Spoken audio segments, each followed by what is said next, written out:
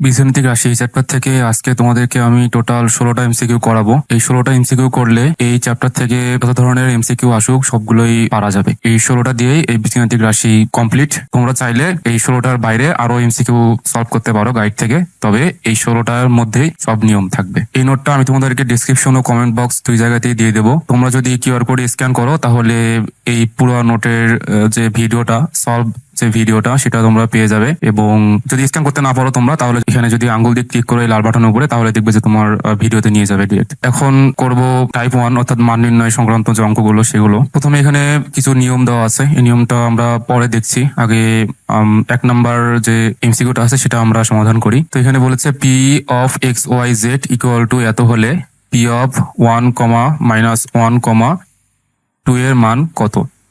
আচ্ছা, এখানে বলেছে P of X Y Z আর এখানে বলেছে পি অফ 1, -1, 2 এর মান কত।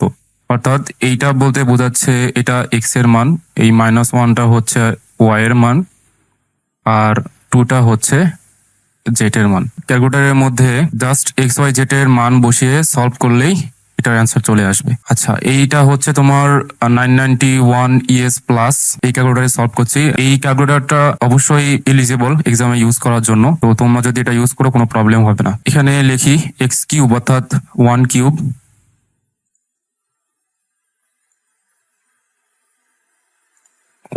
প্লাস ওয়াই এর মান হচ্ছে -1, তাহলে -1 কিউব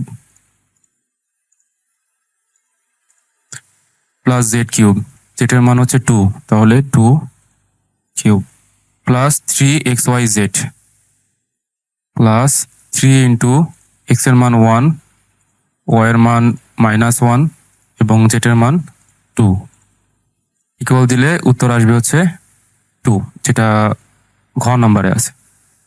এখন আমরা 2 নাম্বারটা করি। F of A equal to square plus 5a - 4 বহুপদীর এ এর কোন মানের জন্য F of A equal to 2 হবে। সমীকরণটা এখানে দেওয়া আছে, F of A equal to square plus 5a - 4। এই এফ এর মান দেওয়া আছে 2, এখানে বলা আছে এফ ইকুয়াল টু 2, তাহলে এফ এর মানটা হবে 2 ইকুয়াল স্কোয়ার প্লাস 5a - 4। এটাকে আমরা এভাবে লিখতে পারি, square plus 5a - 4 equal to 2, তাই না?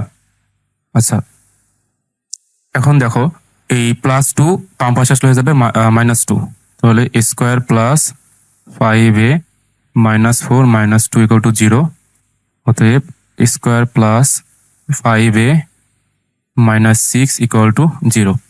তাহলে এটাই হচ্ছে যে আমাদের সমীকরণটা, অর্থাৎ স্কোয়ার প্লাস 5a - 6। এটা ক্যালকুলেটরে তুলে এর জায়গায় একবার -4 বসিয়ে দেখবো আমাদের অ্যান্সার 0 আসে কিনা। যদি না আসে তাহলে 1 বসিয়ে দেখবো 0 আসে কিনা। তাও যদি না আসে তাহলে 6 বসিয়ে দেখবো 0 আসে কিনা। না আসলে 10 বসিয়ে দেখবো 0 আসে কিনা। অর্থাৎ প্রত্যেকটা মান বসিয়ে দেখবো যে 0 আসে কিনা। যে মানের জন্য অ্যান্সার 0 আসবে সেটাই হচ্ছে আমাদের উত্তর। তাহলে এটা ক্যালকুলেটরে করি। স্কোয়ার প্লাস 5a - 6 এটা ক্যালকুলেটরে তুলবো। স্কোয়ার প্লাস 5a - 6 এটা তোলার পরে আমরা ক্যালকে চাপ দিব। এখন -4 বসিয়ে দেখি যে অ্যান্সার 0 আসে কিনা। তাহলে -4 ইকুয়াল -4 এর জন্য আমাদের অ্যান্সার 0 আসে না, তার মানে এই উত্তরটা হবে না, এটা তাহলে কাটা। আমরা 1 বসিয়ে দেখি যে 1 এর জন্য উত্তর 0 আসে কিনা। তাহলে আবার ক্যালক চেপে 1 দিয়ে ইকুয়াল, তাহলে দেখো 0 আসে। যেহেতু 1 এর জন্য আমাদের অ্যান্সারটা 0 আসছে, এই জন্য এই খ নাম্বারটাই হচ্ছে নির্ণয় উত্তর। এখন দেখো 3 নম্বর এমসিকিউ। এখানে বলেছে a plus B plus C equal 0 হলে A cube plus B cube plus C কিউবের মান কত। আচ্ছা, এটার একটা শর্টকাট নিয়ম আছে, তোমাদেরকে আমি শর্টকাট আর ডিটেলস দুইটাই দেখাচ্ছি। প্রথমে তোমাদের শর্টকাটটা দেখাই।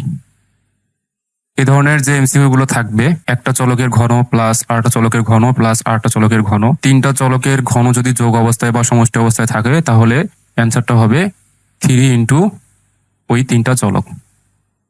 ঠিক আছে, যেমন এটা যদি এরকম থাকতো যে P plus Q plus R equal to 0 হলে P cube plus Q cube plus R cube এর মান কত? তাহলে এটাকে আমরা কি লিখতে পারতাম, 3 ইন্টু তিনটা চলক, অর্থাৎ 3 ইন্টু পি কিউ আর। আর সেম ভাবে যদি এটা এরকম থাকতো, ধরো 2 নম্বর এরকম থাকলো, X plus Y plus Z equal to 0 হলে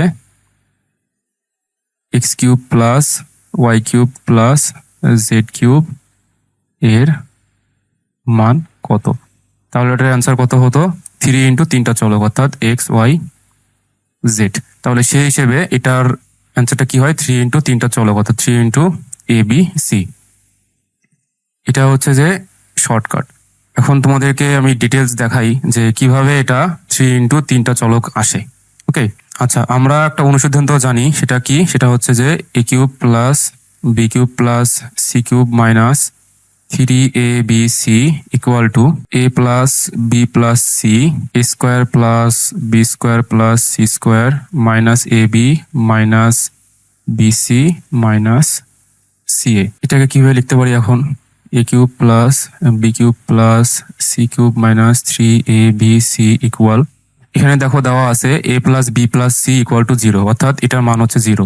তাহলে 0 ইন্টু এটা ছিল A plus B plus C into এই যে এইটা, তাই না? তাহলে A plus B plus C এর জায়গায় 0 বসালাম। এখন হচ্ছে যে এইটা এখানে আমরা লিখবো square plus B square plus C square minus A B minus BC minus C A cube plus B cube plus C cube minus 3abc equal 0 into এইটা, তাই না? 0 ইন্টু এইটা মানে কি, তাহলে 0। এখন আমাদের এখানে কোশ্চেনে বলেছে A cube plus B cube plus C cube এর মান কত, অর্থাৎ A cube plus B cube plus C কিউবের মান কত। তাহলে যেহেতু এটা আমার বের করতে বলেছে, এটাকে আমরা বাম পাশে রেখে -3abc কে আমরা ওপাশে পাঠিয়ে দেবো। তাহলে অতএব A cube plus B cube plus C cube, অর্থাৎ যে মানটা চেয়েছে সেটাকে বাম পাশে রেখে বাকিগুলো আমরা ওপাশে পাঠিয়ে দিই। তাহলে -3abc ওপাশে গেলে হয়ে যাবে +3abc, অর্থাৎ A cube plus B cube plus C কিউবের মান হচ্ছে 3abc।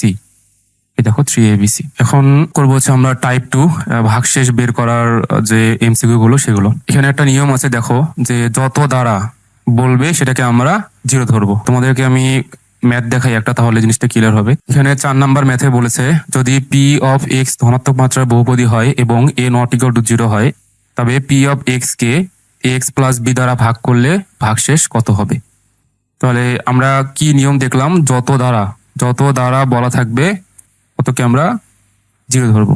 তাহলে A X plus B equal to 0, তাই না? যদি ধর এখানে লেখা থাকতো যে 2x প্লাস 1, অর্থাৎ P of X K 2x plus 1 দ্বারা ভাগ করলে ভাগশেষ কত হবে? তাহলে যত দ্বারা এখানে যদি থাকতো 2x প্লাস 1 দ্বারা, তাহলে আমরা লিখতাম 2x প্লাস 1 ইকুয়াল টু 0, অর্থাৎ যত দ্বারা বলা থাকবে অতকে আমরা 0 ধরবো। আশা করি তোমরা বুঝতে পেরেছো এটা। এখান থেকে আমরা x এর মান বের করবো।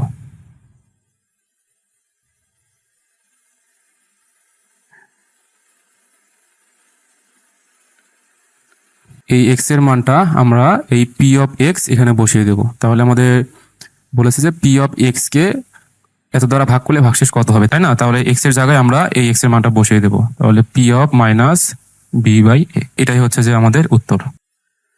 5 নাম্বার ম্যাথটা দেখো, P of X equal to এতকে x-2 দ্বারা ভাগ করলে ভাগশেষ কত হবে? তাহলে আমরা কি জানি, যত দ্বারা বলবে অতকে আমরা 0 ধরবো। তাহলে x-2 দ্বারা, অর্থাৎ x-2 ইকুয়াল টু 0, অতএব x ইকুয়াল টু 2। এক্স এর মানটা আমরা এখন এই সমীকরণে বসিয়ে সমীকরণটা সলভ করলে আমাদের উত্তরটা চলে আসবে। তাহলে 2x কিউব, অর্থাৎ 2 ইন্টু 2 টু দি পাওয়ার 3, যেহেতু x এর মান 2 into 2 two the power 3 minus 3x square, অর্থাৎ মাইনাস 3x এর মান 2 square minus 11x minus 11x এর মান হচ্ছে 2 প্লাস 6,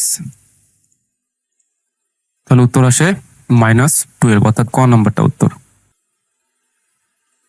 এখন 3 নাম্বারটা হচ্ছে উৎপাদক নির্ণয়ের অঙ্কগুলো। আচ্ছা দেখো, উৎপাদক নির্ণয়ের ক্ষেত্রে আমাদের মাথায় রাখতে হবে যে একটা সমীকরণের মধ্যে সর্বোচ্চ ঘাত তত সংখ্যক হচ্ছে আমাদের উৎপাদক বের হবে। অর্থাৎ এই সমীকরণের মধ্যে চলক হচ্ছে এক্স এর সর্বোচ্চ ঘাত কত? এক্স এর সর্বোচ্চ ঘাত আছে এখানে 3, অর্থাৎ সর্বোচ্চ ঘাত যত উৎপাদক সংখ্যা তত। যেহেতু এখানে এক্স এর সর্বোচ্চ ঘাত 3, তার মানে আমাদের এখানে উৎপাদক আসবে টোটাল 3টা।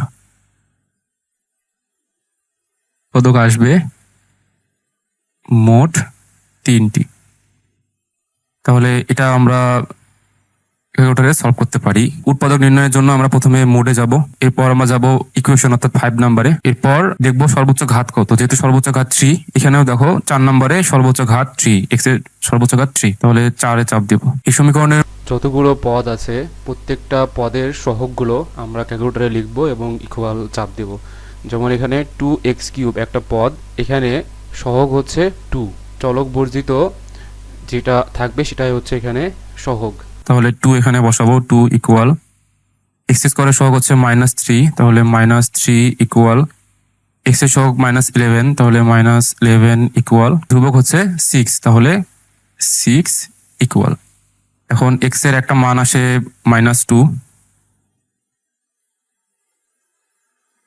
এক্স এর আর একটা মান আসে 3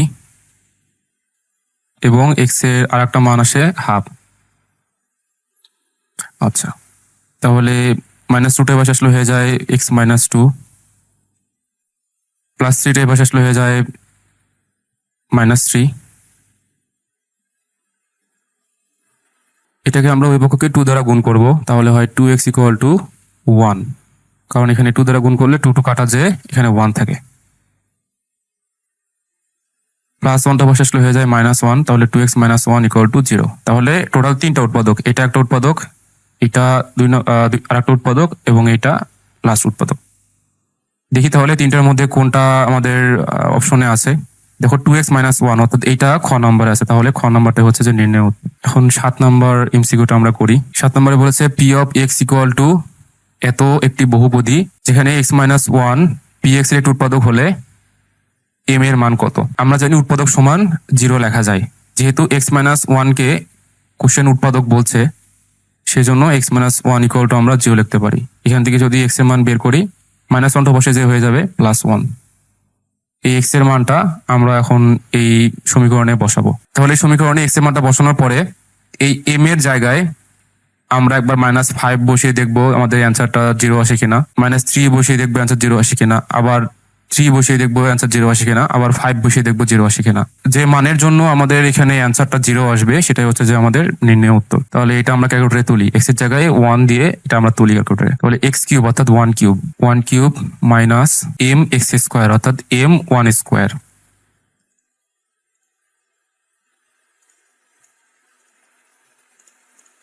প্লাস 3x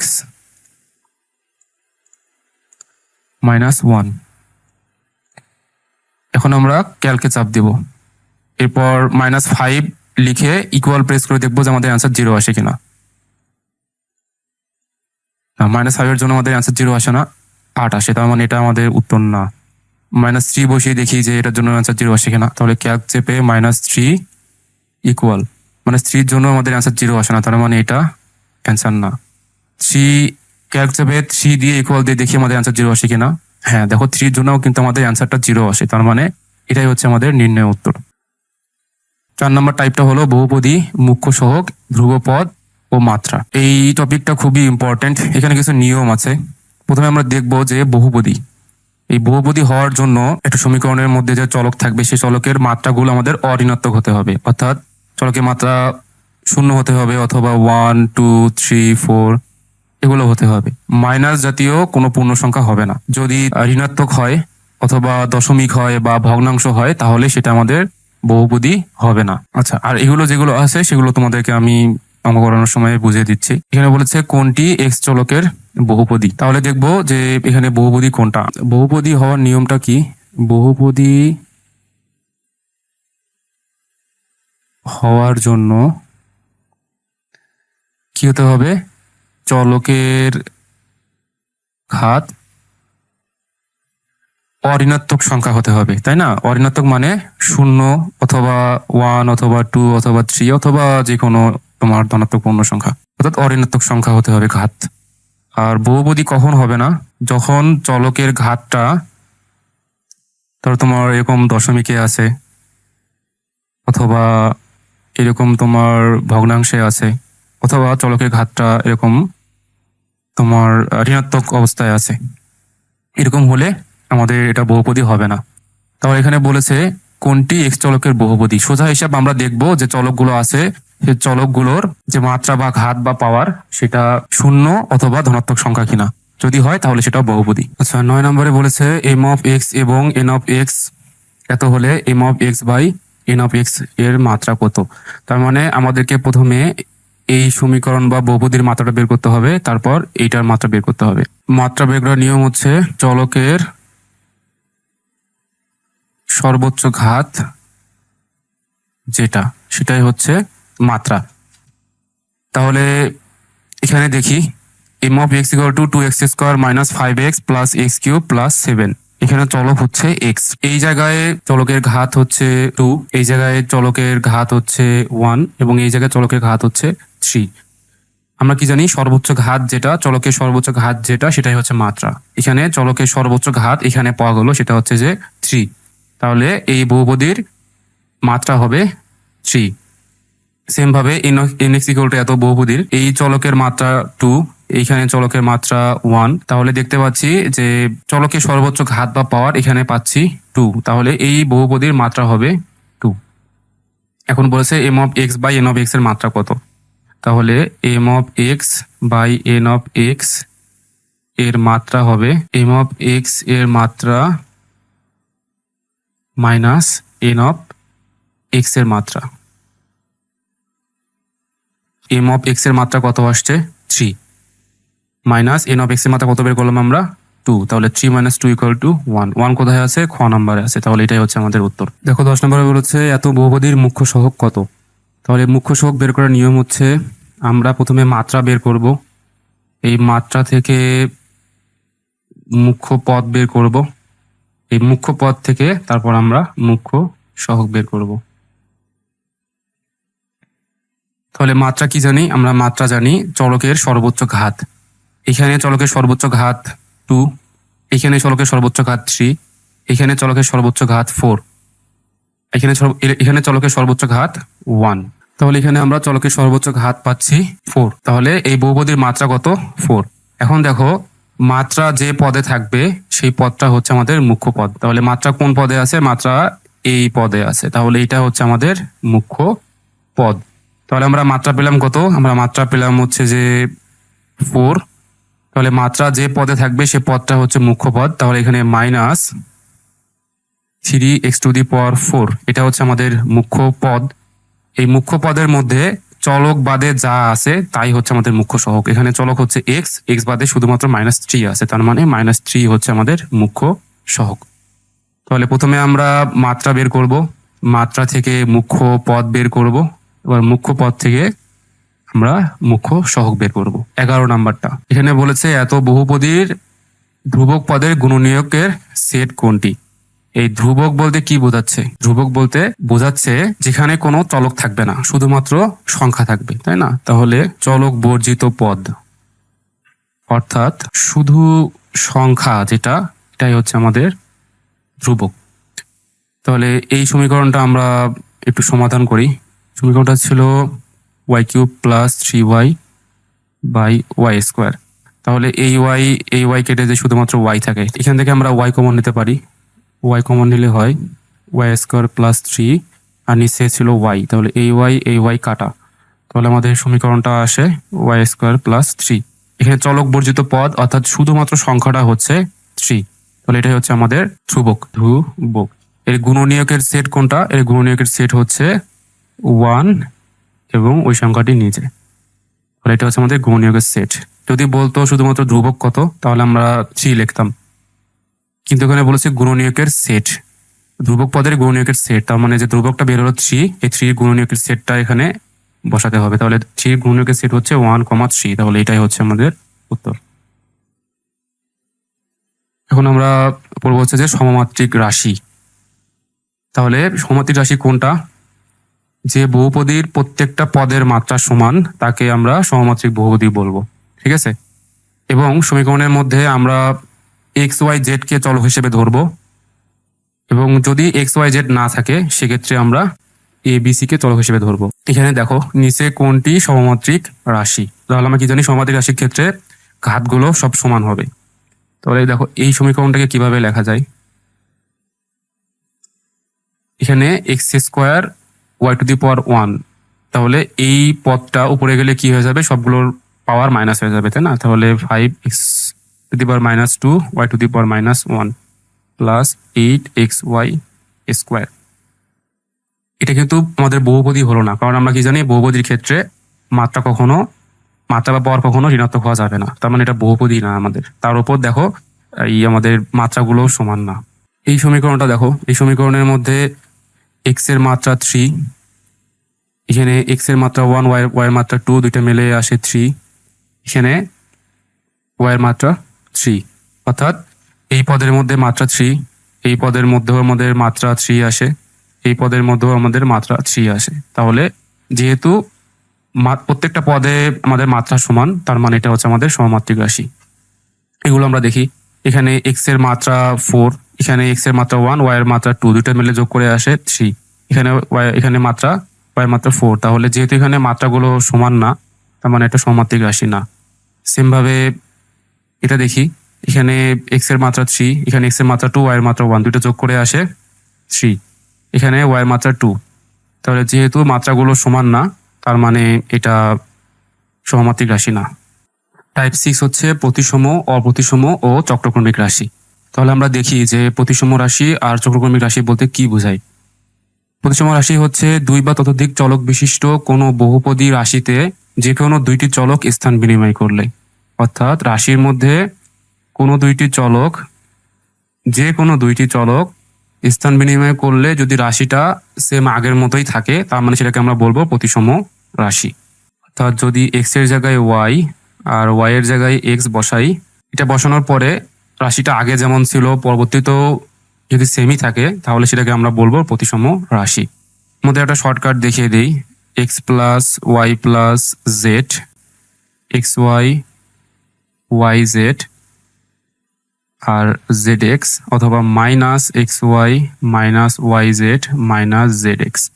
এ ধরনের রাশি থাকলে বা সমীকরণ থাকলে সেটাকে আমরা প্রতিসম রাশি বলতে পারি, কারণ এখানে তোমরা এক্স এর জায়গায় ওয়াই আর ওয়াই এর জায়গায় এক্স বসিয়ে দেখো, ঘুরে ফিরে রাশিটা আগের মতোই থাকে। তোমাদেরকে এটা আমি নেক্সট এমসিকিউ করার সময় বুঝিয়ে দেবো। চক্রক্রমিক রাশি তিনটা চলক স্থান বিনিময় করলে, অর্থাৎ প্রথম চলকের জায়গায় যদি দ্বিতীয় চলক বসে, দ্বিতীয় চলকের জায়গায় যদি তৃতীয় চলক এবং তৃতীয় চলকের জায়গায় যদি প্রথম চলক বসে, এভাবে যদি চক্রাকারে একটা জায়গায় আর একটা বসে তিনটা চলকের ক্ষেত্রে, এভাবে সবগুলো বসার পরেও যদি দেখি যে রাশিটা সেম আগের মতোই আছে, তাহলে সেটাকে আমরা বলবো চক্রক্রমিক রাশি। এখানে দেখো, এখানে তোমাদের শর্টকাট বলি, এ প্লাস বি প্লাস সি এ ধরনের কোনো সমীকরণ থাকলে সেটাকে আমরা বলবো হচ্ছে চক্রক্রমিক রাশি। তোমার এখানে এ এর জায়গায় বি, এখানে তোমরা এ এর জায়গায় বি, বি এর জায়গায় সি আর সি এর জায়গায় এ বসিয়ে দেখো, ঘুরে ফিরে আগের সমীকরণটাই থাকে। তোমাদেরকে এটা আমি বুঝিয়ে দিচ্ছি এমসিকিউতে, তাহলে তোমরা বুঝতে পারবে। এখানে বলেছে কোনটি প্রতিসম রাশি। ওকে, তাহলে আমরা ক খ গ ঘ চারটার ক্ষেত্রেই দেখব, তাহলে আমাদের জিনিসটা ক্লিয়ার হয়ে যাবে। তাহলে X square plus Y plus Z, আমরা কি জানি এক্স এর জায়গায় ওয়াই আর ওয়াই এর জায়গায় এক্স। তাহলে এক্স এর জায়গায় কত বসবে ওয়াই, তার মানে ওয়াই স্কোয়ার, ওয়াই এর জায়গায় এক্স, তাহলে এক্স আর জেড জেটের মধ্যেই থাকলো। তাহলে এখানে দেখো ওয়াই স্কোয়ার আছে, এখানে কিন্তু ওয়াই স্কোয়ার নাই। এই সমীকরণে এক্স আছে, এখানে কিন্তু আছে এক্স স্কোয়ার। তার মানে আগের সমীকরণটা যেমন ছিল এখন সমীকরণটা তেমন নাই, তার মানে এটা আমাদের প্রতিসম রাশি না। খ নাম্বারটা দেখি, খ নাম্বারে সেম এক্স এর জায়গায় ওয়াই বসাই, তাহলে 2y স্কোয়ার, এবং ওয়াই এর জায়গায় এক্স বসাই, তাহলে এখানে হবে এক্স স্কোয়ার, আর জেড জেটের মতোই থাকবে, কারণ আমরা শুধু দুটো চলক নিয়ে কাজ করব। প্লাস এক্স স্কোয়ার, এখানে আছে প্লাস 2x স্কোয়ার। তাহলে আগের রাশিটা যেমন ছিল বর্তমানে রাশিটা তেমন নাই, চেঞ্জ হয়ে গেছে, তার মানে এটা আমাদের প্রতিসম রাশি না। গ নাম্বারটা দেখি, গ নাম্বার এক্স এর জায়গায় ওয়াই, ওয়াই জায়গায় এক্স বসাই, তাহলে 5y স্কোয়ার মাইনাস এক্স এর জায়গায় ওয়াই, ওয়াই এর জায়গায় এক্স, তার মানে Y x 4y plus Y এর জায়গায় কত বসবে এক্স বসবে 3x স্কোয়ার। তাহলে এখানে আসলো 5y স্কোয়ার, কিন্তু এখানে আছে 3y স্কোয়ার। এখানে আসলো মাইনাস 4yx, এখানেও মাইনাস 4yx বা 4xy, তার মানে এটা মিলছে, এই দুইটা মিলছে। এখানে দেখি প্লাস 3x স্কোয়ার, এখানে আছে প্লাস 5x স্কোয়ার, তার মানে সমীকরণটা আগে যেমন ছিল এখন তেমন নাই, সমীকরণটা চেঞ্জ হয়ে গেছে বা রাশিটা আমাদের চেঞ্জ হয়ে গেছে, তাহলে এটা আমাদের প্রতিসম রাশি না। ঘ নম্বরে দেখি, ঘ নম্বরে দেখো তোমাদের কিন্তু আমি আগেই বলেছিলাম যে এই দেখো X plus Y plus Z অথবা X Y plus Y Z plus Z X অথবা এটা থাকলে সেটা আমাদের প্রতিসম রাশি। কিভাবে হয় সেটা তোমাদের এখানে আমি দেখাচ্ছি। তাহলে এক্স এর জায়গায় ওয়াই, ওয়াই এর জায়গায় এক্স, তার মানে এটা হবে ওয়াই এক্স। এখানে ওয়াই এর জায়গায় কত বসবে, এক্স বসবে, তাহলে x Z plus Z x. X এর জায়গায় কত বসবে, এক্স এর জায়গায় বসবে হচ্ছে ওয়াই, তার মানে জেড ওয়াই। তাই না? এটাকে আমরা কিভাবে লিখতে পারি, এটাকে আমরা লিখতে পারি ওয়াই এক্স মানে এক্স ওয়াই আর এক্স জেড মানে জেড এক্স। তাহলে দেখো এক্স ওয়াই, এই যে এক্স ওয়াই এখানে আছে, এই যে জেড এক্স, এই যে জেড এক্স এখানে আছে, এই যে ওয়াই জেড, এই যে ওয়াই জেড এখানে আছে। তার মানে রাশিটা আগে যেমন ছিল এখনো তেমনই আছে, অর্থাৎ দুটি চলকের স্থান বিনিময় করার পরেও রাশিটা আগে যেমন ছিল বর্তমানেও তেমনই আছে। তার মানে এটা হচ্ছে আমাদের প্রতিসম রাশি।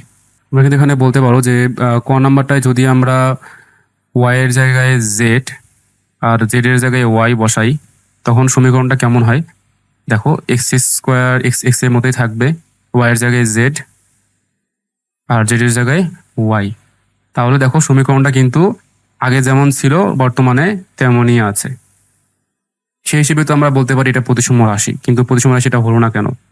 এক্স ওয়াই বিবেচনা করে আমাদের রাশিটা আগে যেমন ছিল পরবর্তীতে তেমন আসে না, আবার ওয়াই জেড বিবেচনা করে আগের রাশি এবং বর্তমান রাশিটা সমান হয়, তাই না? তার মানে এই ক্ষেত্রে একরকম রেজাল্ট আসে, এই ক্ষেত্রে একরকম রেজাল্ট আসে। তো এইরকম একবার হবে একবার হবে না এরকম অ্যান্সার আসে, সেক্ষেত্রে আমাদের প্রতিসম রাশি না। ঠিক আছে, এই ঘয়ের জায়গায়, এই ঘ নাম্বার অঙ্কে তোমরা এখানে সেম ওয়াই এর জায়গায় জেড আর জেড এর জায়গায় ওয়াই বসিয়ে দেখো, তোমাদের ওয়াই বসিয়ে দেখো আগের রাশি এবং পরের যে রাশি বা আগের সমীকরণ বা পরের সমীকরণটা সেম। ঠিক আছে, অর্থাৎ যে কোনো দুইটা চলক পরিবর্তন করলে প্রত্যেক ক্ষেত্রে আমাদের আগের রাশি এবং পরবর্তী রাশি সমান হতে হবে। একবার সমান হবে না, একবার সমান হবে, এরকম হলে সেটা আমাদের প্রতিসম রাশি না, সব ক্ষেত্রেই আমাদের সমান হতে হবে। তাহলে এখন আমরা দেখি চক্রক্রমিক রাশি। চক্রক্রমিক রাশি মানে আমরা কি জানি, প্রথম চলকের জায়গায় দ্বিতীয় চলক, দ্বিতীয় চলকের জায়গায় তৃতীয় চলক এবং তৃতীয় চলকের জায়গায় প্রথম চলক বসালে যদি রাশিটা সেম আগের মতোই থাকে তাহলে সেটাকে আমরা বলবো চক্রক্রমিক রাশি। অর্থাৎ ধরো এখানে আমাদের প্রথম চলকটা এক্স, দ্বিতীয় চলকটা ওয়াই, তৃতীয় চলকটা জেড। তাহলে প্রথম চলকের জায়গায় বসবে দ্বিতীয় চলক অর্থাৎ ওয়াই, তৃতীয় চলকের জায়গায় বসবে তৃতীয় চলক অর্থাৎ জেড, তৃতীয় চলকের জায়গায় বসবে প্রথম চলক অর্থাৎ এক্স। তাহলে এক্স এর জায়গায় ওয়াই, ওয়াই এর জায়গায় জেড, জেড এর জায়গায় এক্স, অর্থাৎ প্রথম চলকের জায়গায় দ্বিতীয় চলক, দ্বিতীয় চলকের জায়গায় তৃতীয় চলক এবং তৃতীয় চলকের জায়গায় প্রথম চলকটা বসিয়ে যদি আগের রাশি এবং পরবর্তী রাশি সেম থাকে তাহলে সেটাকে আমরা বলবো চক্রক্রমিক রাশি। তাহলে এটা আমরা করি, ক নাম্বারের ক্ষেত্রে করি। ক নাম্বারের ক্ষেত্রে এক্স এর জায়গায় ওয়াই বসাই, তাহলে এখানে হবে ওয়াই কিউব, ওয়াই এর জায়গায় বসাই জেড, তার মানে এখানে হবে জেড কিউব, জেড এর জায়গায় হবে এক্স, তাহলে এখানে বসাই x to the power 4 plus x এর জায়গায় বসবে ওয়াই, তাহলে 3y, ওয়াই এর জায়গায় বসবে জেড, তাহলে জেড, জেড এর জায়গায় বসবে এক্স, তাহলে এখানে এক্স। তাহলে দেখো এখানে ওয়াই কিউব আছে, এখানে ওয়াই কিউব আছে, এখানে জেড কিউব আছে, এখানে কিন্তু জেড কিউব নাই, এখানে আছে জেড টু দি পাওয়ার 4। তাহলে দেখো আমাদের রাশিটা কিন্তু মিললো না, আগে ছিল একরকম এখন হয়ে গেল আর এক রকম, তার মানে এটা আমাদের চক্রক্রমিক রাশি না। খ নাম্বারের ক্ষেত্রে দেখি, খ নাম্বারের ক্ষেত্রে এক্স এর জায়গায় ওয়াই বসাই, তাহলে ওয়াই স্কোয়ার, এখানে ওয়াই এর জায়গায় বসাই জেড, তাহলে এটা হবে জেড স্কোয়ার, এখানে জেড এর জায়গায় বসাই এক্স, তাহলে এটা হবে এক্স স্কোয়ার মাইনাস 2xyz, তাহলে এক্স এর জায়গায় বসবে হচ্ছে ওয়াই, ওয়াই এর জায়গায় বসবে জেড আর জেড এর জায়গায় বসবে কত এক্স, এক্স। তাহলে দেখি এখন আমরা, তাহলে ওয়াই স্কোয়ার আছে, এই যে ওয়াই স্কোয়ার এখানে আছে, জেড স্কোয়ার, এই যে জেড স্কোয়ার এখানে আছে, প্লাস এক্স স্কোয়ার, এই যে প্লাস এক্স স্কোয়ার এখানে আছে, মাইনাস এটা 2xyz, তাই না? তাহলে দেখো এখানে মাইনাস 2xyz ও আছে। তার মানে আগের সমীকরণটা আর বর্তমানে যে সমীকরণটা দুটাই হচ্ছে সেম, তাহলে এটাই হচ্ছে আমাদের চক্রক্রমিক রাশি। এভাবে গ নাম্বারটা করে দেখো, এখানে আমাদের পূর্ববর্তী রাশি এবং পরের রাশিটা সমান আসবে না, তার মানে এটা আমাদের চক্রক্রমিক রাশি হবে না। গ নাম্বারের ক্ষেত্রে সেম, আগের রাশিটা এবং পরের রাশিটা সমান আসবে না, তার মানে এটা আমাদের চক্রক্রমিক রাশি হবে না। এখন আমরা দেখি প্রকৃত অপ্রকৃত ও আংশিক ভগ্নাংশ অর্থাৎ টাইপ নাম্বার 7। এটা নিয়ম হচ্ছে যে চলকের সর্বোচ্চ ঘাত যদি লবে ছোট হয় এবং হরে বড় হয় সেটাকে আমরা বলবো প্রকৃত ভগ্নাংশ, আর যদি লবে বড় এবং হরে ছোট হয় সেটাকে আমরা বলবো অপ্রকৃত ভগ্নাংশ, অথবা লব হর সমান হলে সেটাকে আমরা বলবো অপ্রকৃত ভগ্নাংশ। ঠিক আছে, অর্থাৎ অপ্রকৃত ভগ্নাংশ হওয়ার শর্ত হচ্ছে দুইটা। এর মধ্যে আমি ম্যাথে বুঝিয়ে দিই তাহলে তোমরা বুঝতে পারবে। দেখো ক নাম্বারটা আগে আমরা দেখি। দেখো ax গুণ করলে উপরে আসে হচ্ছে এক্স কিউব, এখানে ax এর সাথে ax গুণ করলে আসে এক্স কিউব এক্স কিউবের সাথে এটা গুণ করলে আসে X to the power 4, X to the power 4। তাহলে দেখো আমাদের উপরে ঘাত হয় 3 এবং নিচে সর্বোচ্চ ঘাত হয় 4। তাহলে আমরা কি জানি, লবে যদি ছোট হয় তাহলে সেটাকে আমরা বলবো প্রকৃত ভগ্নাংশ। এই যে লব ছোট হলে প্রকৃত ভগ্নাংশ, তাহলে লব যেহেতু ছোট এখানে, তার মানে এটা হচ্ছে আমাদের প্রকৃত ভগ্নাংশ। খ নাম্বারের ক্ষেত্রে দেখো, এখানে এক্স এর সর্বোচ্চ ঘাত 4 আর নিচে এক্স এর সর্বোচ্চ ঘাত কত, এক্স স্কোয়ারের সাথে এক্স গুণ করলে হয় 3। তাহলে আমরা কি জানি, হর যদি ছোট হয় তাহলে সেটাকে আমরা বলবো অপ্রকৃত ভগ্নাংশ। ঠিক আছে, তার মানে এটা আমাদের অ্যান্সার না।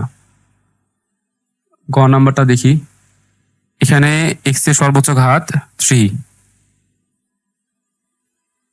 এখানে এক্স এর সাথে এক্স গুণ করলে হয় এক্স স্কোয়ারের সাথে এক্স গুণ করলে হয় এক্স টু দি পাওয়ার 3। তাহলে এখানে আসে এক্স কিউব, তাহলে ঘাত হয় 3। তাহলে আমরা কি জানি, লব এবং হর সমান হলে থেকে আমরা বলবো অপ্রকৃত ভগ্নাংশ, অর্থাৎ এটা আমাদের অ্যান্সার না। ঘ নাম্বারটা দেখি, ঘ নাম্বারে এক্স এর সর্বোচ্চ ঘাত 4, তাহলে 4 বাই এক্স স্কোয়ারের সাথে এক্স স্কোয়ার গুণ করলে কত আসে এক্স টু দি পাওয়ার 4। তাহলে এক্স টু দি পাওয়ার 4 এর ক্ষেত্রে ঘাত কত হয় 4। যেহেতু লব এবং হর সমান, তাহলে এটাকে আমরা বলতে পারি অপ্রকৃত ভগ্নাংশ, অর্থাৎ এটা আমাদের অ্যান্সার না। তাহলে আমরা প্রথমে চলকের ঘাত নির্ণয় করব। ঠিক আছে, তো লবের ক্ষেত্রে প্রথমে ঘাতটা লিখবো এবং হরের ক্ষেত্রে ঘাতটা লিখবো। তারপর দেখব যে যদি লব ছোট হয় তাহলে সেটাকে আমরা বলবো প্রকৃত ভগ্নাংশ, যদি হর ছোট হয় তাহলে সেটাকে আমরা বলবো অপ্রকৃত ভগ্নাংশ, অথবা লব আর দুটো সমান হলে এটাকে আমরা বলবো অপ্রকৃত ভগ্নাংশ। ঠিক আছে, তাহলে অর্থাৎ প্রকৃত ভগ্নাংশের শর্ত হচ্ছে একটা এবং অপ্রকৃত ভগ্নাংশের শর্ত হচ্ছে 2টা। দেখো 16 নম্বরটা বলেছে এত অবিচ্ছিন্ন a by X minus 2 plus b by X minus 3 হলে a এর মান কত। তাহলে যেটা মান বের করতে বলবে ওই ভগ্নাংশের হর ইকুয়াল টু 0। তাহলে a এর মান বের করতে বলেছে, তাহলে a এর ভগ্নাংশ হচ্ছে যে a হচ্ছে এই ভগ্নাংশে আছে, এই ভগ্নাংশের হর ইকুয়াল টু 0 বলে এক্স মাইনাস 2 ইকুয়াল টু 0, অতএব এক্স ইকুয়াল টু প্লাস 2। আচ্ছা, তাহলে যেটা সমান 0 ধরবো এইটা আমরা বাদ দিয়ে দেবো এখান থেকে। তাহলে এখানে কি আছে, 2x minus 3 by X minus 3, এটা তুলি 2x minus 3 by X minus 3। Okay, এখানে x এর মান বসাই 2 ইন্টু 2 মাইনাস 3 আর এখানে 2 মাইনাস 3। ওকে, তাহলে 2 দুগুণ 4 মাইনাস 3, 2 মাইনাস 3 হলে হয় এখানে মাইনাস 1, উপরে আসে প্লাস 1, নিচে আসে মাইনাস 1। তাহলে 1 বাই মাইনাস 1 সমান কত, মাইনাস 1, তাই না? তাহলে আমাদের উত্তরটা হবে মাইনাস 1।